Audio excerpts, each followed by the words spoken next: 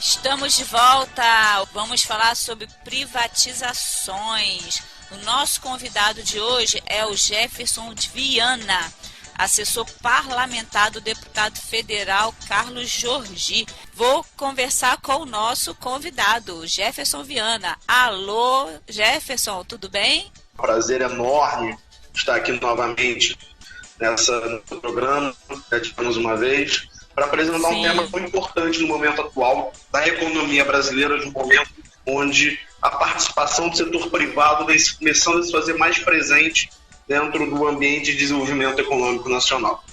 Sim, eu agradeço, Jefferson, mais uma vez a sua participação aqui no programa.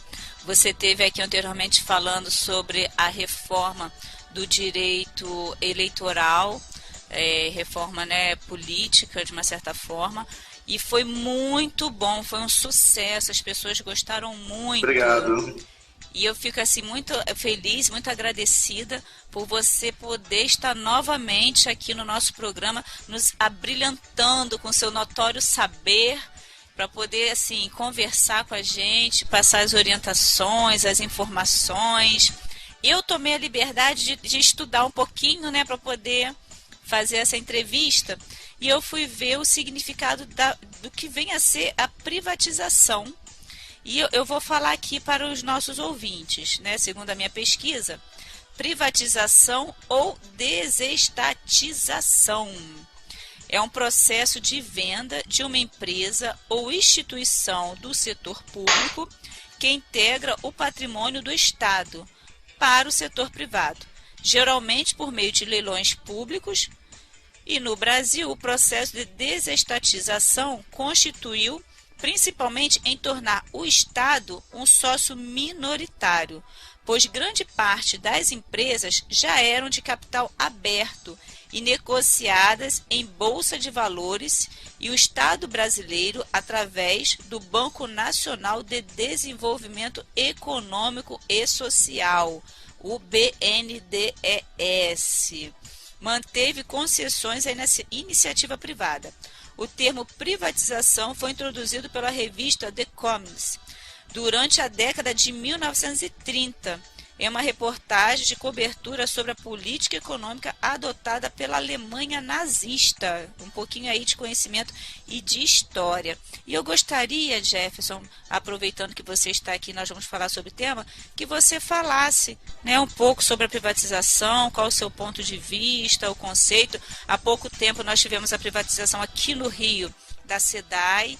Eu gostaria que você pudesse falar um pouco. O presidente Bolsonaro tem falado em fazer privatizações. Eu lembro que eu ainda, jovem, ainda continuo jovem, mas um pouquinho mais jovem, eu lembro que começou com o Fernando Henrique, que foi na época até assim, causou muito susto, espanto, nossa, privatização, como que o Estado vai abrir mão de ser ali o presidente, de ter o monopólio ali das redes de telefonia, das concessionárias.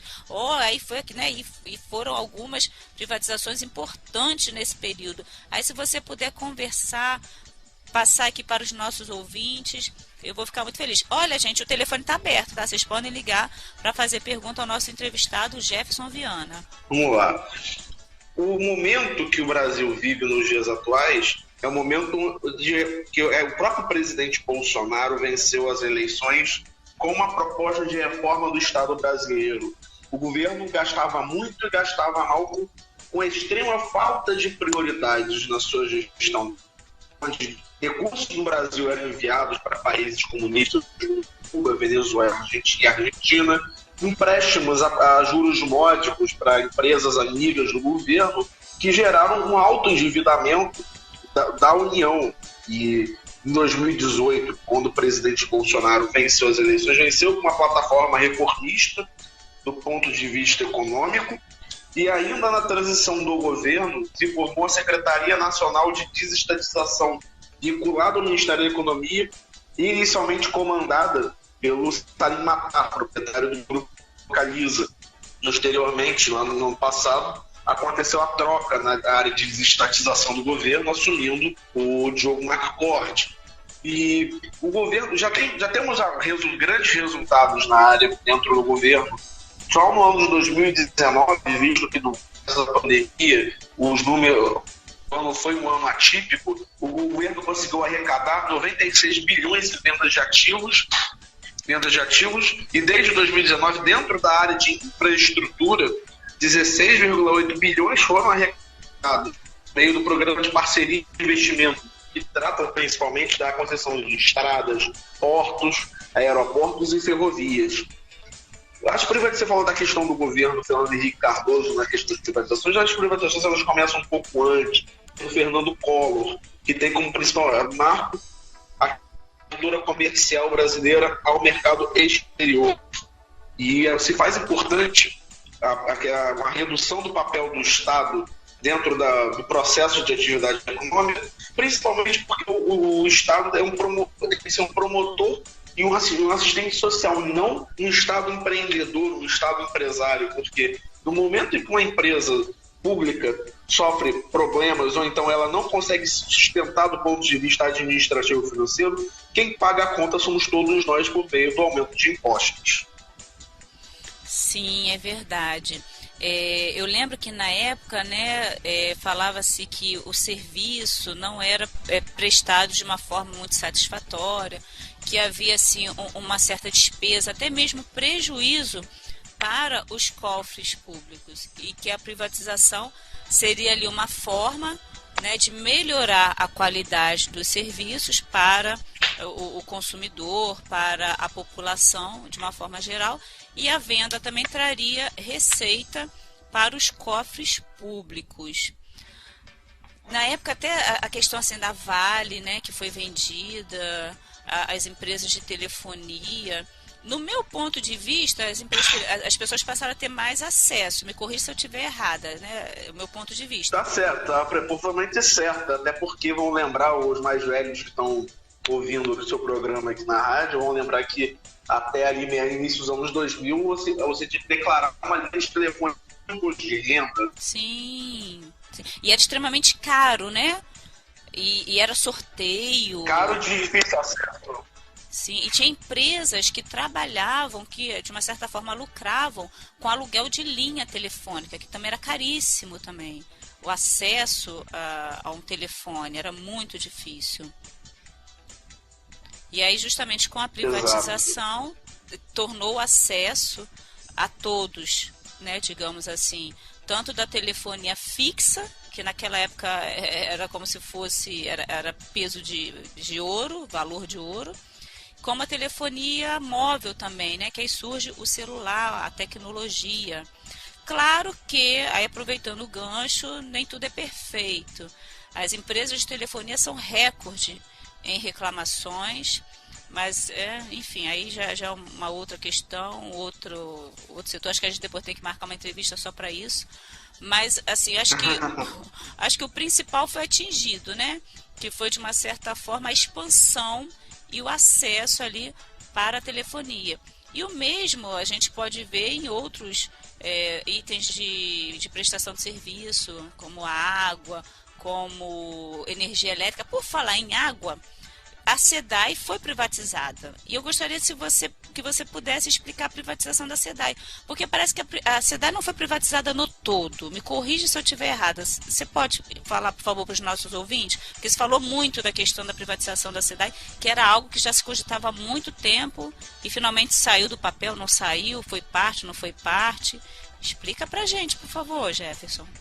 Claro, a SEDAI, ela historicamente é uma empresa que sempre teve problemas na área de abastecimento de água e de coleta de esgoto há bastante tempo. Muitos dos ouvintes da rádio, tenho certeza, praticamente convicção, que já passaram problemas com o serviço prestado pela SEDAI. E no ano de 2017, quando o Estado do Rio de Janeiro assinou o termo de recuperação do governo federal, as ações da SEDAI foram colocadas como lugar para que o Estado do Rio de Janeiro pudesse ingressar no plano de recuperação fiscal e que conseguisse pegar um empréstimo com o banco francês BNP Paribas no valor de 3,5 bilhão de reais para poder fazer o início do pagamento de suas dívidas e conseguir também dar o pagamento da folha de servidores. E aí, durante esse processo, houve a troca de governo entre o governo Luiz Fernando Pezão pelo governo Wilson Witzel, e o processo foi tocado, o processo de privatização não foi tocado diretamente pelo governo federal, pelo governo do estado do Rio de Janeiro, mas sim pelo BNDES, que funcionou como instituição de estudos para a privatização da SEDAI. Olha que interessante. Com a troca do governo, devido à cassação do governador Wilson Witzel e a posse do então vice-governador Cláudio Castro, atual governador, ainda assim o pregão aconteceu lá em São Paulo. E para se facilitar o processo de privatização, se houve a divisão em lotes, para que todas as cidades que hoje têm o fornecimento de água e coleta de esgoto fornecido pela SEDAI fossem atendidos na mesma lógica que o governo vem adotando dentro do governo federal, adotou no programa de participação de investimentos, que é privatizar em conjunto dentro dos lotes os chamados filés sem osso, que seriam as áreas de maior arrecadação, conjunto com áreas do chamado filé, do lado dos chamados filés com osso, que são as áreas de mais difícil acesso. Sim. Só no processo de privatização realizado lá na B3, na Bolsa de Valores de São Paulo, o estado do Rio de Janeiro e os 35 municípios que participaram do processo de privatização conseguiram, dentro da divisão de lotes, ter um ágio, uma supervalorização de 114% na venda. Isso significa que o estado do Rio de Janeiro que contraiu um banco francês à vista, e que o Estado terá um recurso a mais para se capitalizar e resolver os problemas ainda pendentes, e os municípios também não receberão esse valor a título de outorga para que realizem obras e políticas públicas de maneira livre. Sim. E esse recurso a gente já está enxergando tem que ser utilizado com uma melhor responsabilidade pelos prefeitos, porque esses recursos são praticamente um bilhete premiado. Sim. Excelente a explicação, e assim, acho que muitas pessoas não sabiam, né, dessa questão dos lotes que foram, né, privatizados ali, feito o leilão digamos assim, do filé mignon, né, da melhor parte, que todo mundo, quem não quer, né, todo mundo quer justamente a melhor parte. Ao mesmo tempo, Cristiano, a privatização ela foi feita, o filé, ao mesmo tempo dentro dos lotes havia as áreas muito de alta valorização e as áreas de baixa valorização, como cidades do interior e as regiões mais pobres do estado, para que todas as regiões fossem contempladas. Ai, que bom. Então vamos aguardar para que haja melhoria, porque por incrível que pareça, o Brasil é muito grande, tem muitos locais, e principalmente aqui no estado do Rio de Janeiro, que não são atendidos, né? Com saneamento básico, com água. Tem muito lugar, gente, que não chega água potável. Tem muito lugar que não tem saneamento básico e rede de esgoto. Então aí, com a privatização, há uma esperança de que dias melhores virão e que vai chegar a melhoria para esses bairros, né, mais afastados, de uma certa forma mais prejudicados. Ainda na minha pesquisa sobre privatização, eu quero falar o seguinte: privatização é um processo de concessão ou venda de empresas estatais produtoras de bens e ou serviços.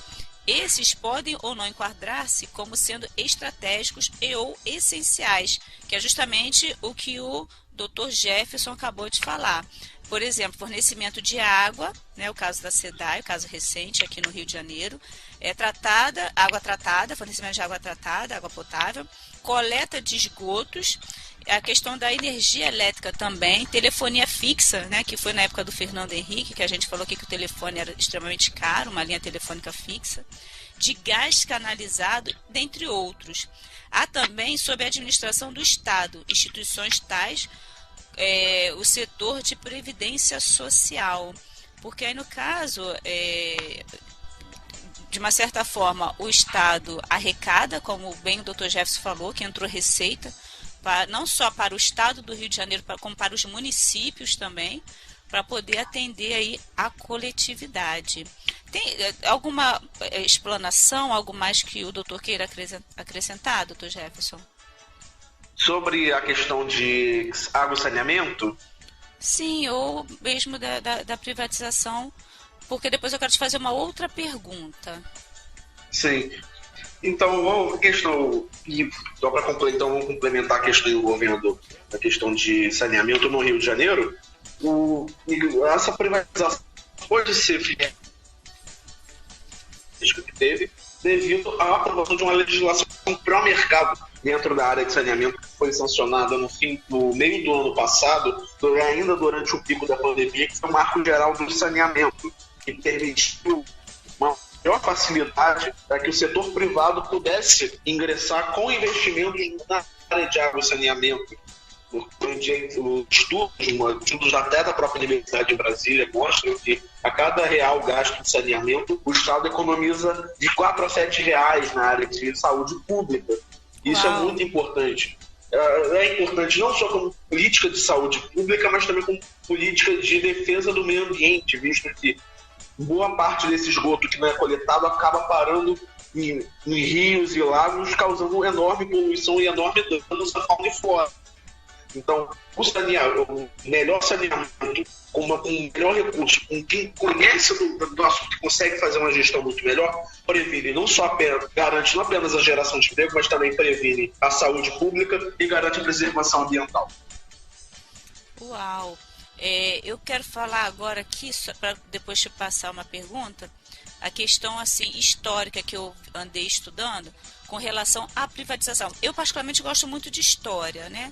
A gente estudar, ler o que aconteceu no passado, para a gente poder entender o que acontece no nosso presente e o que pode vir aí para o futuro. Historicamente, né, a história da privatização provavelmente se inicia na Grécia Antiga, quando naquela época os governos já contratavam quase tudo do setor privado. Na República Romana, indivíduos e empresas privadas realizavam a maioria dos serviços, incluindo a cobrança de impostos sobre a agricultura, fornecimentos ao exército e construção de vias públicas. No entanto, o Império Romano também criou empresas estatais. Alguns estudiosos sugerem que o custo da burocracia foi uma das razões para a queda do Império Romano. Olha só, gente, como que é a história. Porque se tem as empresas estatais, que a princípio, me corrige, doutor Jefferson, se eu estiver errada, parece que aparentemente começa assim, com muito lucro, e depois, não sei, no meio do caminho, talvez troca, né, de políticos, de governadores, presidentes, começa a dar prejuízo. E foi até uma das razões aqui, devido ao custo da burocracia, o custo dessas estatais, uma das razões para a queda do Império Romano, né? O Império Romano, que naquela época era realmente um império, né? Dominava todo o mundo, e foi uma das ruínas. Qual o seu ponto de vista, doutor, nessa questão? A própria história mostra que o próprio Império Romano é uma prova cabal de que o inchaço do Estado pode levar à corrosão de uma nação, como no caso do Império Romano do Ocidente, a invasão bárbara, e no Império Romano do Oriente, a invasão otomana.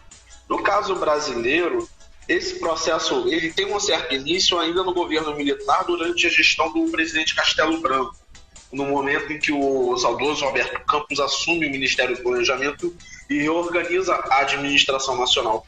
Porém, depois, após as reformas realizadas por Roberto Campos durante o Castelo Branco, se adotou uma matriz desenvolvimentista, principalmente durante o governo de Ernesto Geisel, que levou o país a um alto nível de endividamento, e com o governo militar se inchou muito o Estado, com a alta quantidade de empresas estatais, e isso só vai se começar a se resolver ali no início do governo Fernando Henrique, mas, porém, entretanto, com a posse de Lula e a consequente eleição de Dilma, o Estado se agigantou ainda mais. O Estado deixou a sua função de provedor social e foi por um caminho de se tornar um Estado empresário, adotando as práticas do que nós chamamos dentro do ambiente econômico de capitalismo de Estado. E hoje, o governo paga a conta não apenas da pandemia, que já aumentou o endividamento público na relação de arrecadação-dívida de 70% para 104%, mas a conta do prejuízo da corrupção e da má gestão realizada em empresas estatais.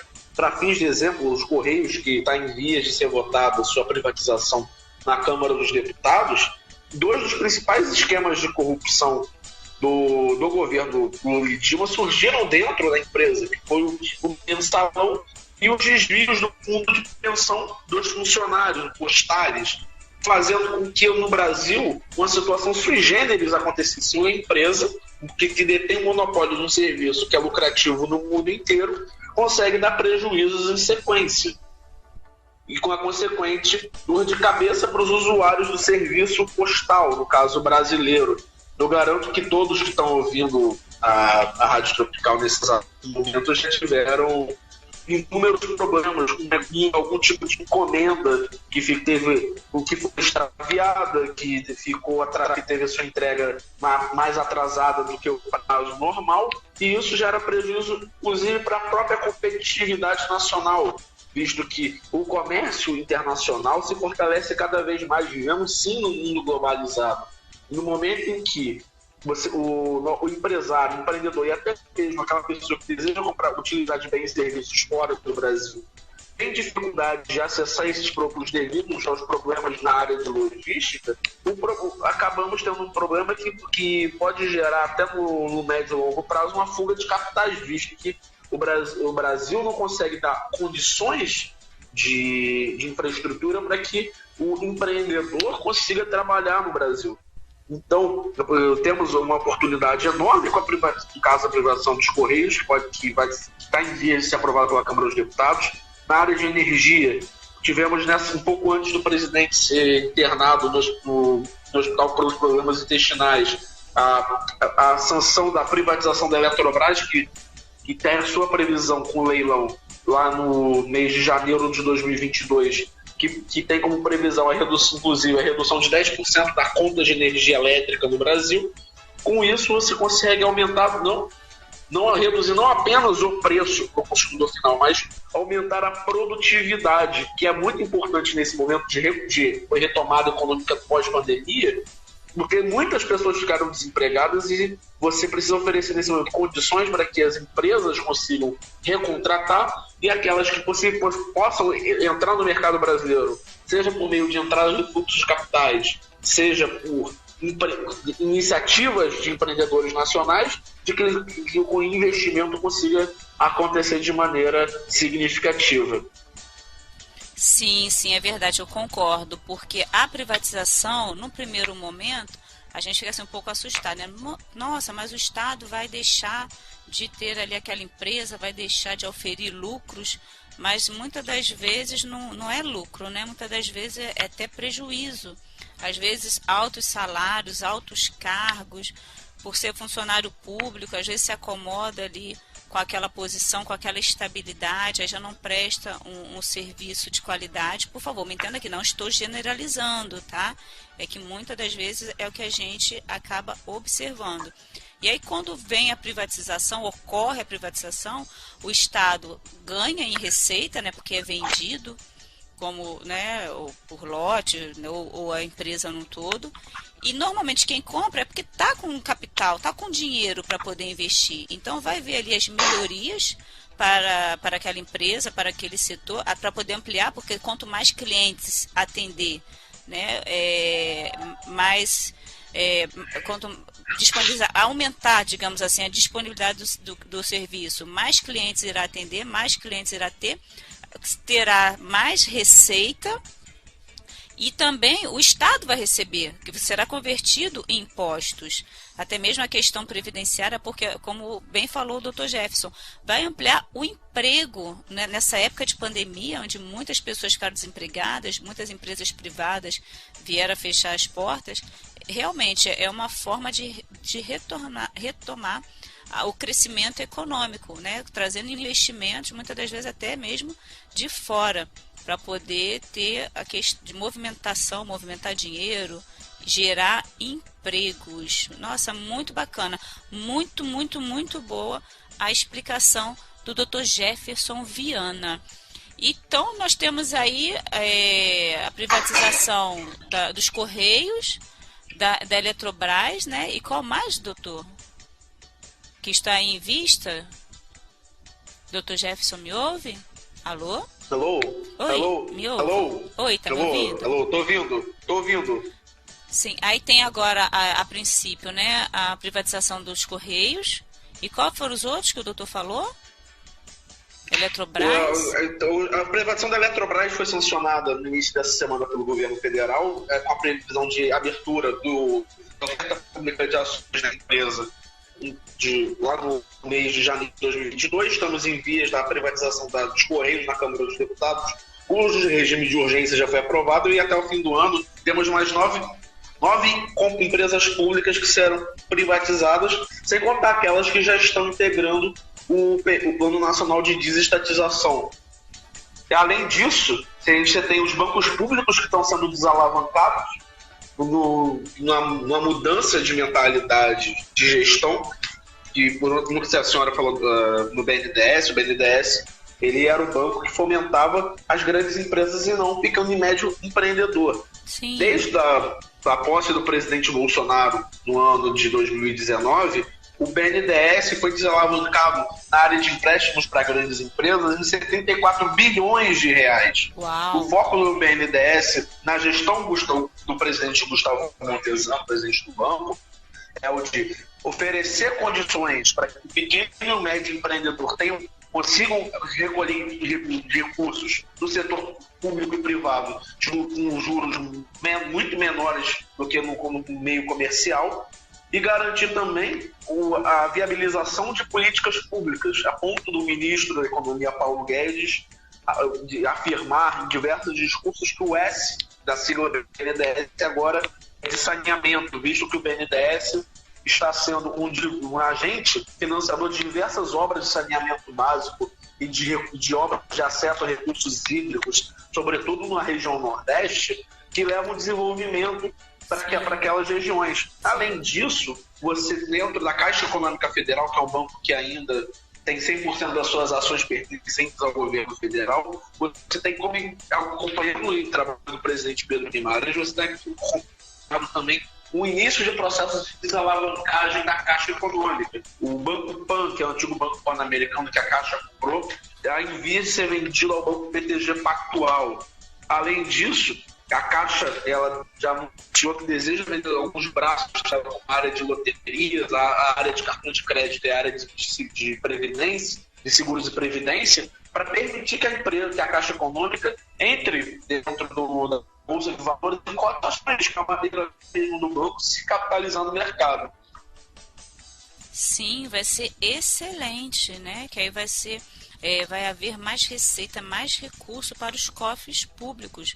E esperamos, né, que sejam convertidos aí para o bem da coletividade, para o bem do povo, literalmente, para poder haver um crescimento no Brasil, um crescimento nos estados, um crescimento nos municípios, que venham aí atender de uma forma benéfica a população. Nosso país aí, né, de uma certa forma carente em vários setores. Creio que, né, as coisas estão mudando e as coisas vão mudar. Mais alguma consideração, doutor Jefferson? Eu aqui, assim, as minhas dúvidas, as minhas perguntas, o senhor respondeu muito bem, sanou todas as minhas dúvidas. Como sempre, brilhantando aqui com seu notório saber. Muito assim, a didática de muito fácil compreensão. Acredito que os nossos ouvintes também estejam entendendo, compreendendo e assim a gente visualizar a importância da privatização. Sim, como eu afirmei no início, estamos em um momento desde 2018 onde a população brasileira pediu uma menor participação e intervenção do Estado na sua vida e que garanta a liberdade. É um momento onde o Estado está se diminuindo de tamanho para poder se preocupar com aquilo que é de obrigação legal, que é a defesa nacional, a segurança pública, a saúde e a educação. Foi bom eu fazer, para encerrar, para outro ponto, que é um ponto que eu vejo acompanhando o noticiário, que é muito caro à população, é a questão do gás de cozinha. devido à alta carga tributária, felizmente ainda está com valores muito altos, mas eu já posso avisar que temos aí boas novidades para a população. Lá no início do governo, lá em fevereiro, lá no início do governo, em 2019, o governo iniciou a abertura do mercado de gás no Brasil por meio da criação do novo mercado de gás. A Petrobras está deixando de participar, está desalavancando a sua área de gás natural.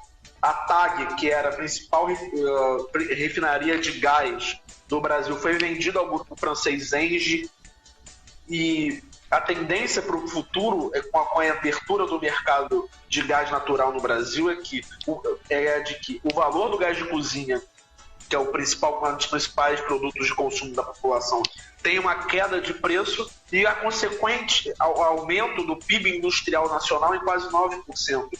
Porque a própria Petrobras e o próprio setor energético brasileiro estão adotando a questão do uso de gás na geração de energia. Inclusive, no estado do Rio de Janeiro, 2 usinas termoelétricas de gás natural estão sendo construídas, uma no terreno do antigo Comércio, no Itaboraí, e a outra na área do Porto do Açu, na cidade de São João da Barra.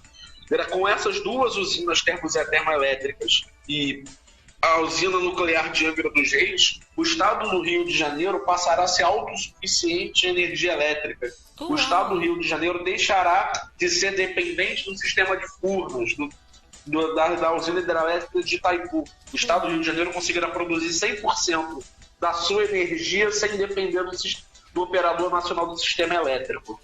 Nossa, isso é muito bom, é excelente. Pessoal, vocês compreenderam? Conseguiram entender? Doutor, desculpa, eu vou pedir o senhor para poder repetir, porque se alguém sintonizou agora, se alguém ligou o rádio agora, essa informação, assim, foi tudo muito bom, tudo muito excelente, mas agora, o final sempre é o melhor, né, gente? A gente sempre deixa o melhor para o final. Eu tô aqui impactada. Então, o gás de cozinha pode baixar, gente. A conta de luz, preste atenção, pode baixar. Eu creio que vai baixar. Pode repetir, por favor, doutor Gerson? Gente, preste atenção, isso é muito importante. Importantíssimo. Liga lá para os vizinhos, prestem atenção, anotem. É de extrema importância para a gente, para o nosso bolso. Sim, vou repetir para os ouvintes que estão ouvindo que a tendência para o médio prazo é a redução do custo do gás de cozinha devido à abertura do mercado de gás, que deixa de ser monopólio da Petrobras, e também a autossuficiência energética do estado do Rio de Janeiro com a adoção das termoelétricas de gás, uma em Itaboraí e uma em São João da Barra, que permitirão que o estado do Rio de Janeiro não dependa mais do operador nacional do sistema, não dependa mais de Furnas. O estado do Rio de Janeiro não dependa mais da usina de Itaipu. Com o menor custo, com a energia autossuficiente no estado, a tendência é que a conta de luz ela caia no Brasil, no estado do Rio de Janeiro. E além disso, com a privatização da Eletrobras, você já tem uma previsão de redução aí para a partir de fevereiro, março de 2022, já de 10% a 15% do valor da conta de energia elétrica. Nossa, muito bom, excelente informação que o Dr. Jefferson está trazendo aqui para a gente de primeira mão. Nosso programa já está chegando ao fim. Nós temos aí 9 minutos, mas 9 minutos passa muito rápido, Zé. 9 minutos não dá para nada. Então, doutor, tem mais alguma coisa que o senhor queira falar, queira nos participar? Estou muito feliz com essa informação. Pessoal, não sei vocês, mas eu estou feliz da minha vida. Porque outro dia a minha conta lá no escritório veio R$400, se eu nem usar nada. Misericórdia. Aí eu vou passar para o doutor Jefferson para poder fazer as considerações finais, os agradecimentos. E de antemão já quero agradecer aqui na pessoa do deputado federal Carlos Jordi, que disponibilizou um horário na agenda, e o Dr. Jefferson Viana, assessor parlamentar do deputado federal Carlos Jordi, está aqui participando, brilhantando aqui o nosso programa nesta data e trazendo informações tão pertinentes e tão importantes para nós. Esse programa aqui é um programa de utilidade pública, é a voz do povo, onde você tem vez, e aqui você também tem o conhecimento, porque o povo né, é até bíblico, muitas das vezes se perece por falta de conhecimento. Então é importante a gente se informar, é importante a gente ter conhecimento e de fontes seguras, né? Cuidado com os fake news aí, porque fake news não resolve nada não. Tem que ser informações de fonte segura. E mais uma vez, doutor Jefferson, muito obrigada pela sua participação, muito obrigada pela sua presença. Agradeço ao deputado federal, Carlos Jordi, por ter disponibilizado aí a participação do doutor aqui no nosso programa. E passo a vez para o doutor falar. Agradecer o convite da Cristiane, agradecer o grande amigo Zé Carlos aí, participando aí do programa, agradecer o convite da Rádio Tropical, agradecer os ouvintes que estão nos ouvindo aí nesse momento. E pelas minhas redes sociais, para quem quiser acompanhar, jeffersonviana.rj nas redes sociais. Tem uma coluna fixa no site Boletim da Liberdade, onde eu tenho uma coluna fixa aí, com artigos todas as quartas-feiras.